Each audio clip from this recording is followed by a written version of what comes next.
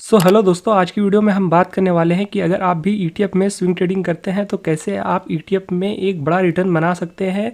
एक साल के अंदर या फिर 6 महीने के ही अंदर आप एक कैसे बड़ा रिटर्न बना सकते हैं।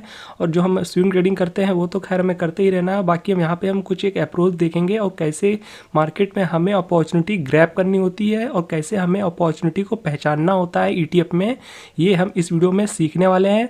तो इस वीडियो में हम सिर्फ 2 ईटीएफ का एग्जाम्पल से ही समझेंगे, जो कि एक निप्पॉन इंडिया का निफ्टी 50 जो निफ्टी 20 ईटीएफ है उसके थ्रू, और जो है हमारा मोन 100 यानी मोतीलाल ओसवाल का नैस्डैक 100 ईटीएफ। तो इस 2 ईटीएफ के एग्जाम्पल के थ्रू ही हम सारा कुछ समझने वाले हैं और कैसे मार्केट में हमें अपॉर्चुनिटी ढूंढनी होती है और कैसे हमें सही टाइम पे किसी ईटीएफ को पिक करना होता है और कब हमें एग्जिट करना होता है। ये सब कुछ हम इस वीडियो में सीखने वाले हैं। तो अगर आप भी ईटीएफ में एक अच्छा रिटर्न बनाना चाहते हैं और आप इसमें स्विंग ट्रेडिंग भी करते हैं तो ये आपके लिए बहुत ही इंपॉर्टेंट वीडियो होने वाला है। तो चलिए दोस्तों, वीडियो को शुरू करते हैं। तो दोस्तों, जैसा कि आप स्क्रीन पर देख पा रहे होंगे, हमने निफ्टी 20 का ईटीएफ खोल रखा है जिसका कि आज की डेट में प्राइस चल रहा है 193 रुपीज़, आप यहाँ देख सकते हैं। और चलिए हम इसे एक साल के टाइम फ्रेम में देख लेते हैं कि क्या कुछ घटा है इस ईटीएफ के साथ। तो जैसे कि हम एग्जांपल के थ्रू समझने वाले हैं तो सब कुछ तो पास्ट डेट में हमें एनालिसिस करनी होगी पिछले एक साल के डेटा में। तो चलिए देख लेते हैं। जैसा कि आपको पता होगा कि जो जून के टाइम पे निफ्टी में बहुत बड़ी गिरावट आई थी, आप यहाँ देख सकते हैं। चलिए हम इसे आपको दिखा देते हैं। तो जून के आसपास एक बड़ी गिरावट आई थी जहाँ पे हमें निफ्टी 20 166 तक जाते हुए देखने को मिला था। तो चलिए अगर हम मान लेते हैं अगर इसमें किसी ने अगर 170 तक भी बाय कर लिया होगा इस ईटीएफ में, तो अगर 170 तक भी किसी ने बाय किया होगा और फिर जो शॉर्ट टर्म में हमें जो इसमें मूवमेंट देखने को मिली थी लगभग 5 महीने में, आप अगर इसे नवंबर तक के डेटा में देखेंगे तो आप यहाँ चेक कर पा रहे होंगे कि अगर 9-10 नवंबर की बात करें तो यहाँ पे हमें 198 तक जाते हुए देखने को मिला था शॉर्ट पीरियड में, लगभग 5 महीने में। तो 5 महीने में जो कि हमें यहाँ जून और यहाँ नवंबर, तो इस 5 महीने के पीरियड में लगभग हमें 15% की रैली देखने को मिली थी। तो एक ये बहुत ही बड़ी रैली देखने को मिली। जैसा कि हम हमेशा कहते हैं कि एक बड़ी डिप जब भी आती है, या अभी तो मार्केट में कहावत ही है कि जब भी एक निफ्टी में बड़ी गिरावट आती है तो वो एक अपॉर्चुनिटी होती है। तो जिन लोगों ने इस अपॉर्चुनिटी का फ़ायदा उठाया होगा, क्योंकि ये अपने 52 वीक लो पे ट्रेड कर रहा था, और जब भी कोई इंडेक्स ईटीएफ यानी जैसे कि निफ्टी 20 है, अगर इतना बड़ा गिरावट आती है और 52 वीक लो पे जाता है तो ये दोस्तों एक अपॉर्चुनिटी होती है। तो हमें उस अपॉर्चुनिटी को ग्रैब करना आना चाहिए। तो ऐसे में अगर इतनी बड़ी गिरावट में हम अगर जो, क्योंकि इससे पहले दोस्तों जब निफ्टी 20 का 52 वीक हाई था वो लगभग 199 के आसपास ही था। तो 199 से लगभग ईटीएफ जब 166 तक गया तो सोचिए एक अपॉर्चुनिटी तो हाई है, और तो ये अपॉर्चुनिटी को ग्रैब करना हमें आना चाहिए।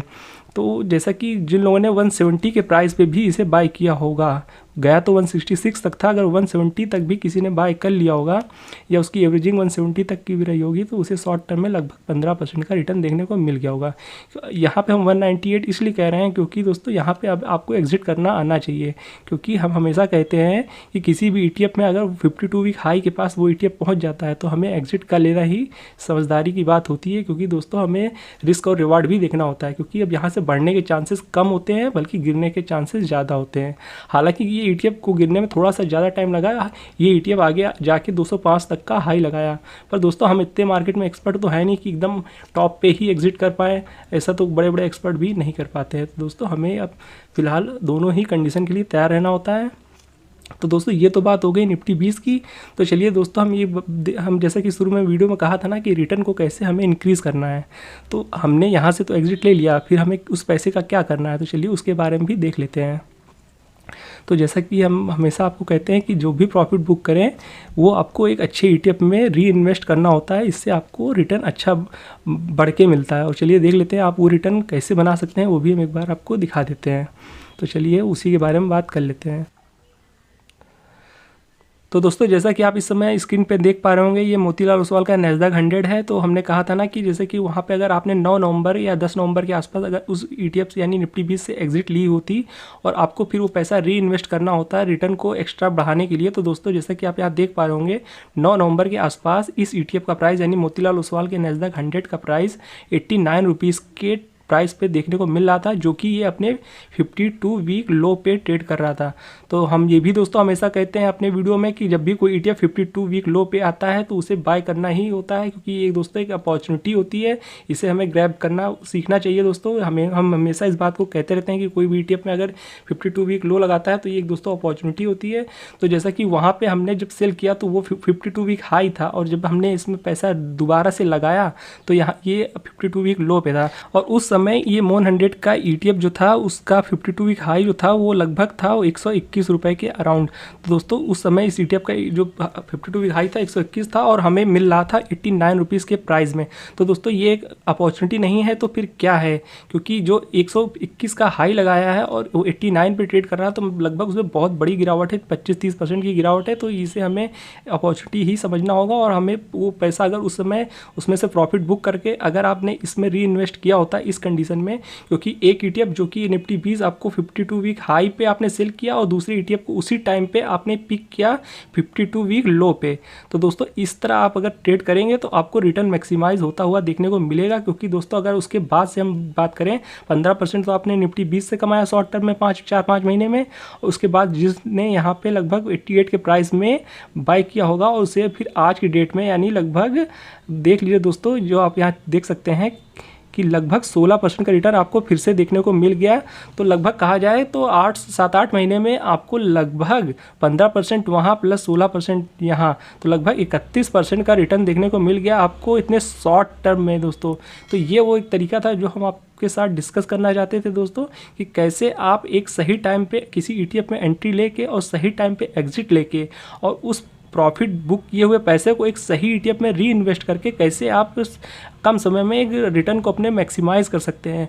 तो जैसा कि निफ्टी 20 में आपने 15% का रिटर्न 5 महीने में बुक किया, और यहाँ से 3-4 महीने में ही लगभग 16% का रिटर्न देखने को मिल गया, जो कि लगभग आपका एग्रीगेट 30% के अराउंड हो जाता है। तो दोस्तों कैसे आप, आई होप आपको समझ में आ रहा होगा कि कैसे आपको मार्केट में अपॉर्चुनिटी पहचाननी होती है और उसे कैसे ग्रैब करना होता है, और कैसे उस पैसे को रीइन्वेस्ट करना होता है, और कैसे आपको सही टाइम पे एग्जिट करना होता है किसी भी ETF में। तो इस एग्जांपल के थ्रू आपको कुछ सीखने को मिला होगा, आई होप। तो दोस्तों जो तरीका हमने आपके साथ अभी डिस्कस किया है और जिस अपॉर्चुनिटी की बात की है, वैसा दोस्तों आपको निफ्टी 20 में एटलीस्ट 2 बार मौके देखने को मिल ही जाएंगे हर साल दोस्तों। तो ऐसे मौके के लिए आपको हमेशा तैयार रहना है, और अगर आपको ऐसा मौका मिलना है तो आपको उस अपॉर्चुनिटी को ग्रैब करना सीखना चाहिए दोस्तों, और इतना अपने अंदर कॉन्फिडेंस होना चाहिए कि आप उस अपॉर्चुनिटी को ग्रैब करने के लिए बिल्कुल भी ना डरें और उसके लिए तैयार रहें आप फ्यूचर के लिए। तो दोस्तों इस तरीके से आप अपने रिटर्न को मैक्सिमाइज़ कर पाएंगे और शॉर्ट टर्म में ही एक बड़ा रिटर्न ETF के थ्रू बना पाएंगे।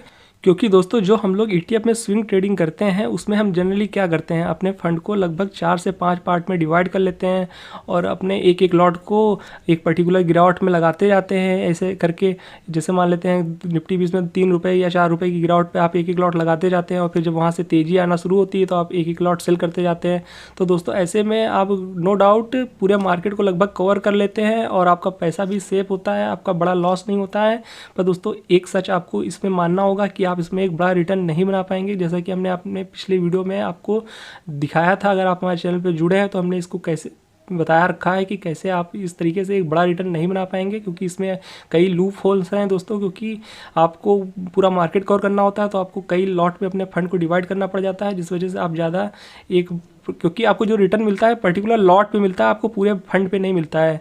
तो जैसे कि आपने 1 लाख रुपए लगाया, आप उसके 4 हिस्से किए हैं, तो आपको जो यहाँ पे अगर जो सेल करेंगे तो आप 25,000 का ही ना लॉट सेल करेंगे, क्योंकि आपने 25,000 करके 4 बार लगाया होगा।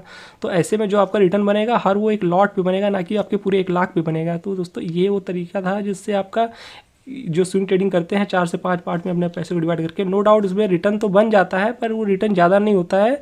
आप 10 से 12% या 13% के बीच में ही रह जाएंगे, और इससे ज़्यादा आप रिटर्न नहीं बना पाएंगे। वैसे ये भी रिटर्न ख़राब नहीं होता दोस्तों, पर आज का वीडियो उन लोग के लिए था जिन लोग को ETF में एक बड़ा रिटर्न बनाना है, तो उनके लिए हम ये आज का तरीका लेके आए थे। तो हमने आपको निफ्टी 20 और मोन 100 के थ्रू बता दिया है कि कैसे आपको एक सही टाइम पर किसी ETF में एंट्री लेनी होती है और एग्जिट लेनी होती है, और फिर वो प्रॉफिट बुक किया है आपको, कोई ज़रूरी नहीं है आप पूरा जो प्रॉफिट बुक किया एक बार में पैसा लगा दें। आप कुछ थोड़ा ही पैसा लगा के और भी गिरावट का वेट कर सकते हैं। कोई ज़रूरी नहीं है कि आप पूरा पैसा प्रॉफिट बुक किया हुआ पैसा एक बार में री इन्वेस्ट कर दें किसी ETF में, ऐसे में आप फंस भी सकते हैं। तो वो लेकिन हमारा जो अप्रोच था, आई होप आप समझ पा रहे होंगे कि हमने इस वीडियो के थ्रू आपको क्या बताने की कोशिश की है कि आपको एक सही टाइम पे एंट्री लेनी है किसी ETF में और सही टाइम पे एग्जिट भी लेनी है। अगर आप स्विंग ट्रेडिंग करते हैं तो की बात है, अगर लॉन्ग टाइम इन्वेस्टिंग कर रहे हैं तो की बात अलग है। आप किसी भी ETF के साथ या किसी भी इंडेक्स ETF के साथ लंबे समय के लिए बने रह सकते हैं। ये तरीका उन लोग के लिए था जो लोग शॉर्ट टर्म में किसी ETF में एक अच्छा रिटर्न बना सकते हैं। तो दोस्तों ये था इस वीडियो में। हो सकता है दोस्तों किसी को ये तरीका पसंद आया हो और किसी को तरीका ना भी पसंद आया हो, तो दोनों ही अपने व्यूज़ ज़रूर कमेंट में अपने बताइएगा। हो सकता है किसी को तरीका ना पसंद आया हो, तो कोई ज़रूरी नहीं है आप ये तरीका फॉलो ही करें, आप अपने भी तरीके ढूंढ सकते हैं मार्केट में। दोस्तों मार्केट में पैसा बनाना एक आर्ट होती है, एक स्किल होती है, आपको सीखनी आनी चाहिए। खैर उनमें से ये एक तरीका था जो हमने आपके साथ आज डिस्कस किया। खैर दोस्तों किसी भी स्ट्रेटजी को यूज़ करने से पहले आप अपना भी एनालिसिस जरूर करा करिए और अपना भी बैक टेस्ट जरूर करा करिए किसी भी स्ट्रेटजी को यूज़ करने से पहले दोस्तों। तो अगर आपको वीडियो पसंद आया हो तो वीडियो को लाइक और चैनल को सब्सक्राइब करना बिल्कुल भी मत भूलिएगा। मिलते हैं नेक्स्ट वीडियो में, तब तक के लिए keep learning and be discipline.